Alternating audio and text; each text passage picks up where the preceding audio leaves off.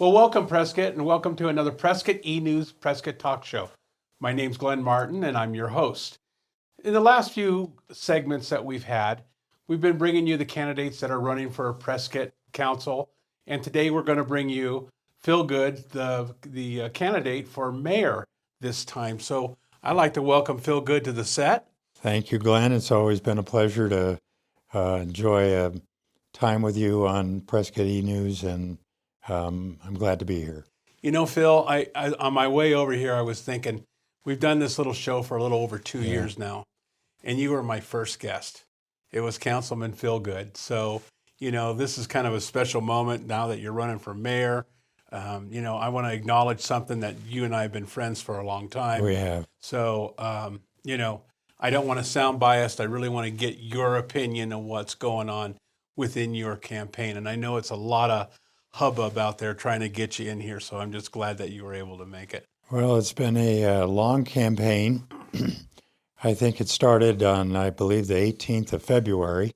So there's been a lot of activity and a lot of fundraisers, a lot of forums, and we're getting close to the finish line here. Yeah, we so are. I'm looking forward to that. Getting close. And you had a lot of support and a lot of local support, grassroots. I want to acknowledge Chris Kuknio as your campaign manager. I know he's been out there organizing a lot. Unfortunately, I missed your hot dog cook-off. So, when this is all over, that could be good. I might I might get a hot dog out of the whole deal. But anyway, we'll make that arrangement. that's for you, cool. Glenn. All right. Thanks, Phil. Well, let's kind of get into the meat and potatoes. It takes a lot of courage to run a campaign in Prescott anymore. A lot of times we start and we give off our ideas and our thoughts, and we talk about the current issues that are going on right now that people want to talk about. And suddenly there starts becoming another dialogue out there about this guy's bad about this and this guy's bad about that. Now, I'm not saying you did it. You did a very clean campaign. You've been all above board. Well, I've been really focused on the issues from the very beginning. And I think most of the residents of Prescott are also very concerned about the issues. And probably the most important, and the one that almost everyone can relate to, is growth and development. And also how our water policy interconnects with that. Right. Because you really can't separate the two. Growth is a function of water. How we manage our water has an impact of growth. So talking about them as separate issues, I think, is not effective for the average person or the average voter to understand how they work together and how they can either degrade our quality of life or how we can manage that so that we can continue the wonderful ambiance and the history and really the uniqueness that Prescott has always been known for, and we need to protect in the future. Well, let's talk about water just for a minute. And you're very knowledgeable about water. You've been in CWAG for as long as I remember, and have studied the issue. And that's one thing about you, Phil, is when you get into the books, you study the facts. And I believe, and correct me if I have my facts wrong, but in 2017, the water policy changed in Prescott. It went from 3 houses per acre, water acre, to 5.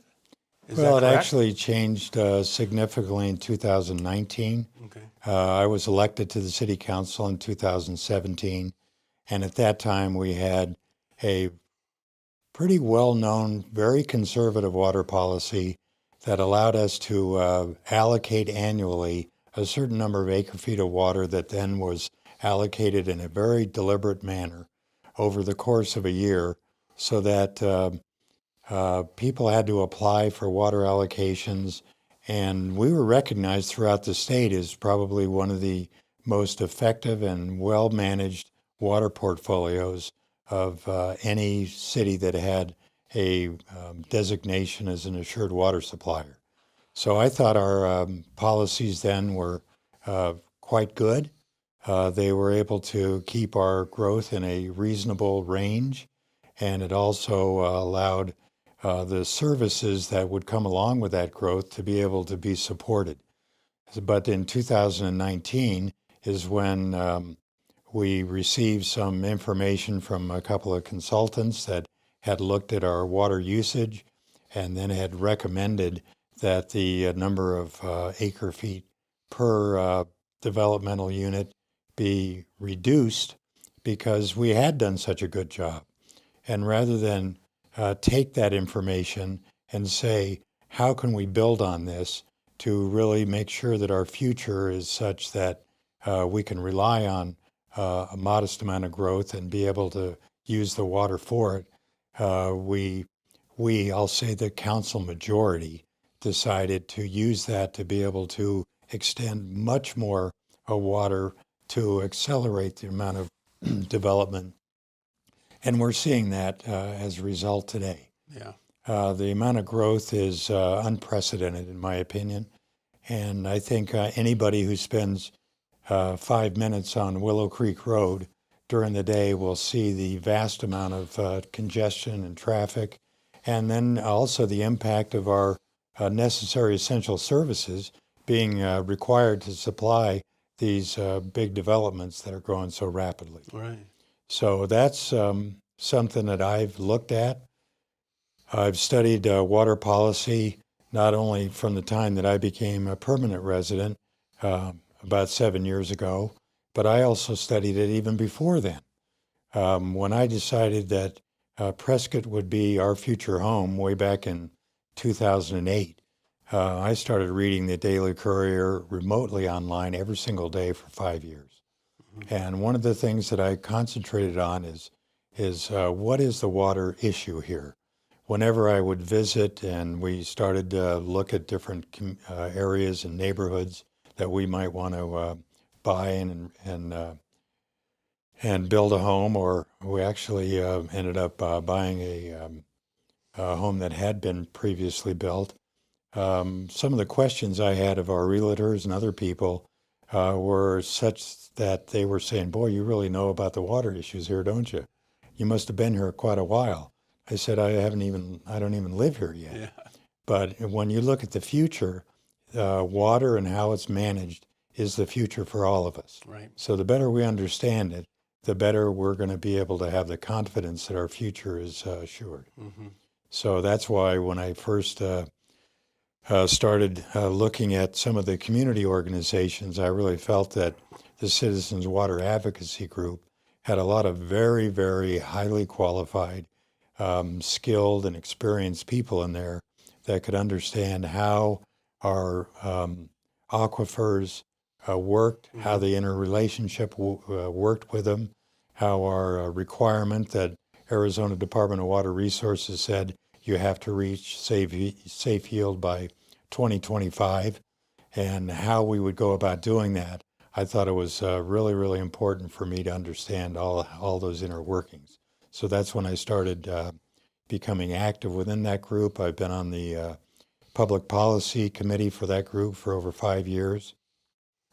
So I think I have a pretty good grasp of how all these aquifers work and what the impact is with them, and then how we can use that information to better design our water policies so that we can be assured we'll be able to have a future that we can rely on.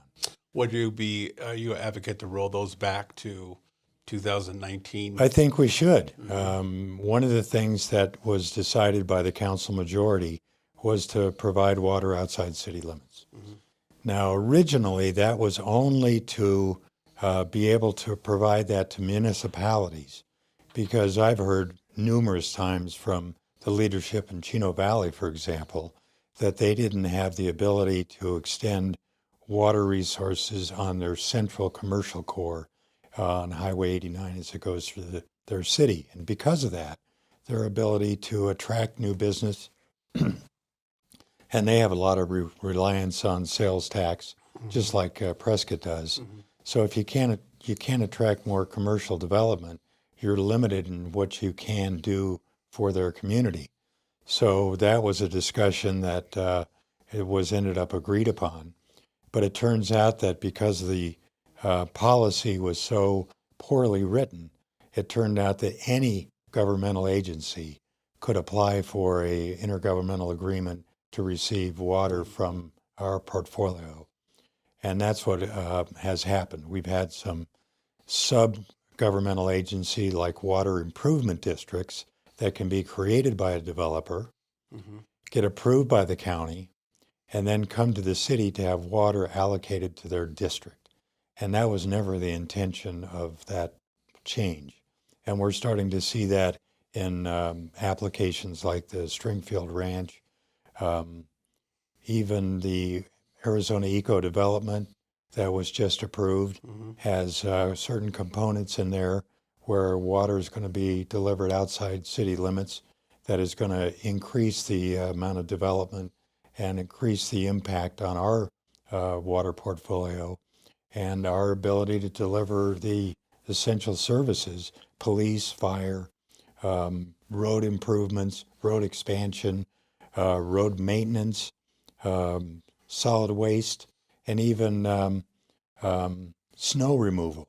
All those things we have an obligation to provide for any resident of our city. And we have a limited amount of capacity to be able to provide that as growth expands.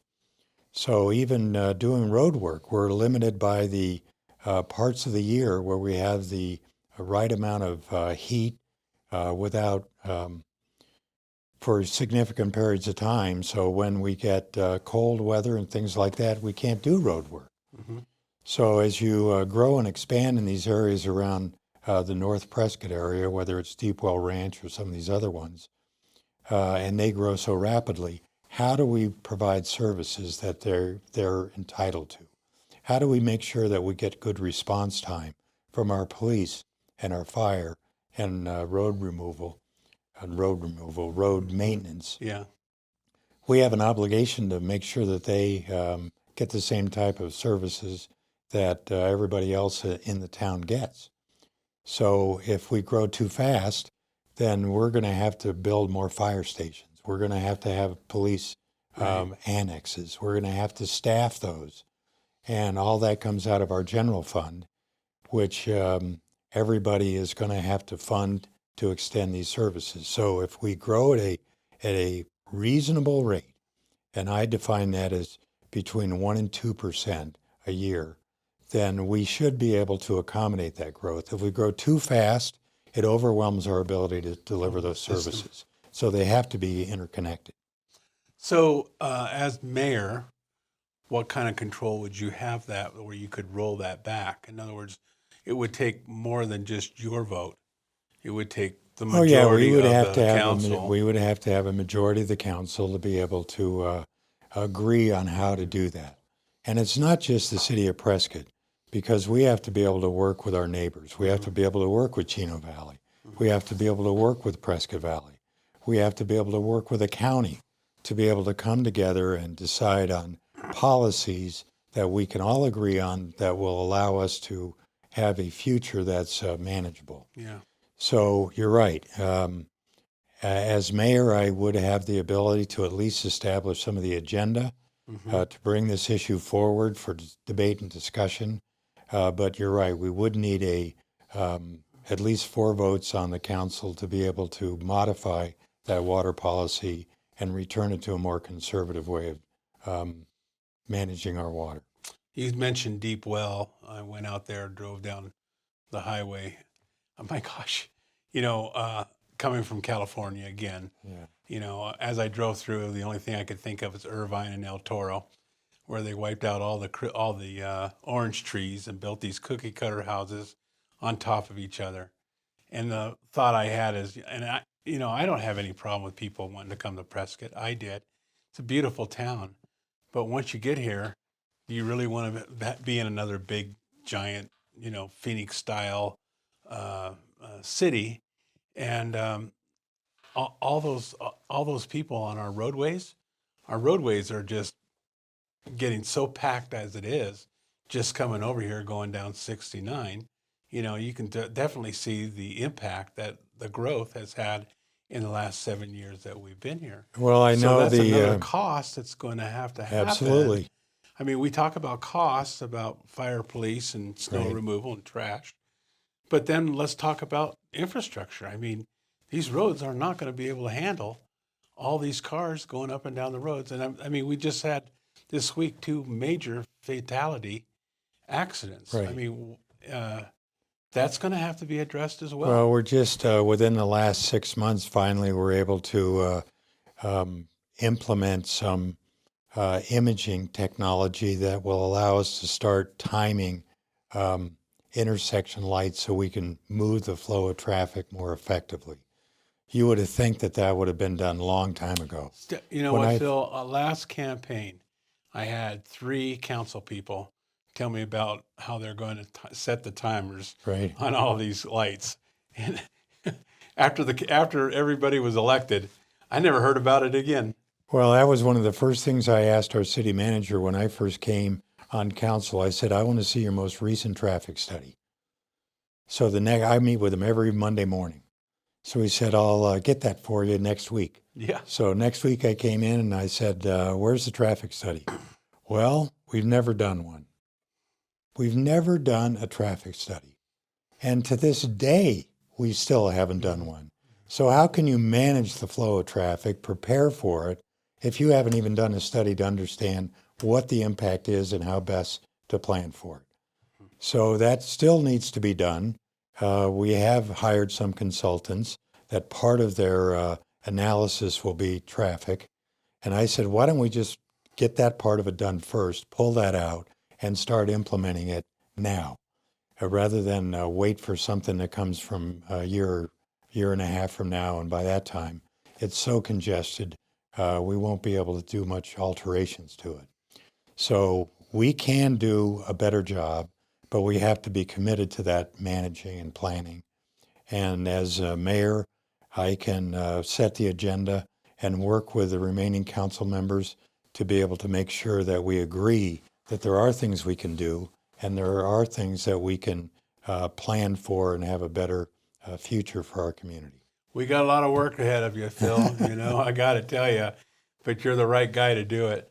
Why don't you take a moment? That's your camera right there. Talk directly to the folks and let them know why Phil Goode should be mayor of Prescott. Well, I think everybody who spends any amount of time here has seen a dramatic change in the congestion, the traffic, more aggressive driving, all of those things. So with the election, with your support, with your confidence, I can take the experience that I have, be able to apply it to the future and make sure that we all have a future we can be proud of and we can be confident. And I'll pledge that to you, and I certainly hope that you'll support me in this election on August 3rd. Thank you, Phil. Thank you. Well, thank you, Prescott, and thank you for tuning in. This is part 1 of a 2-part series. We'll have Phil back on. But as we always end our show, we always say thank you to our guys and gals in the military, both prior and current serving, to give us the freedom and the opportunity to speak about these issues, and better yet, just to be able to go and vote. There's a lot of countries out there that don't have that privilege. We also like to thank all our law enforcement and firefighters out there, EMS, and for the service that you do in our community. You keep our streets safe. Absolutely. You keep our streets alive, and we can't thank you enough. And I know Phil's sitting here smiling because Absolutely. this guy, he does support fire, police. He has never, ever said anything about defunding the police. And I know I'm off script, but I don't care. That just really rubbed me wrong. That's so right. I just had to throw it out there. Thank you for your service, Phil. Appreciate it. Thank And you for having thank me you. on, Glenn. You bet. And thank you for coming on. My pleasure. Next time, Prescott, we'll be back.